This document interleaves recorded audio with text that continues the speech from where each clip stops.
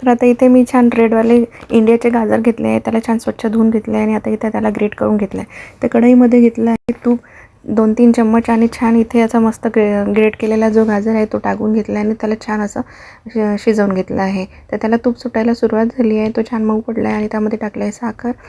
तर आता इथे मी दूध पावडर टाकून घेत आहे. मी दुधाचा वापर न करता दूध पावडरचा वापर केलेला आहे. तर तुम्ही इथं खवा किंवा दूध पण टाकू शकता, पण तुम्ही दूध पावडर टाकून एकदा नक्की बनवून पहा. इतकी छान टेस्ट येते की कोणी म्हणणार नाही की हा मावा किंवा खव्यापासून बनवलेला नाही आहे. आणि आता याला छान असं टाकून घेतल्यानंतर तूप सुटायला सुरुवात झाली. तुम्ही बघू शकता साईडनी सगळं तूप बाहेर आलेलं आहे. तर त्यानुसार इथे छान शिजवून घ्यायचं. त्यानंतर टाकले मी ड्रायफ्रूट्स आणि आपला आता गाजरचा हलवा जो आहे तो रेडी आहे. तर इथे मी काजू, बदाम, पिस्ता टाकलं होतं. तुम्ही तुमच्या आवडीनुसार पण टाकू शकता. मी इथे किसमिस पण टाकले होते.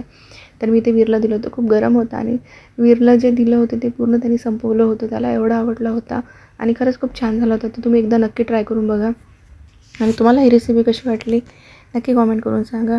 कोणाकोणाचा गाजरचा हलवा फेवरेट आहे ते पण सांगा. आणि जर तुम्हाला माझे व्हिडिओज आवडत असेल तर नक्की लाईक, शेअर आणि सबस्क्राईब करा. तर भेटूया अशा सिंपल इझी रेसिपीसोबत नेक्स्ट व्लॉगमध्ये. तोपर्यंत बाय बाय.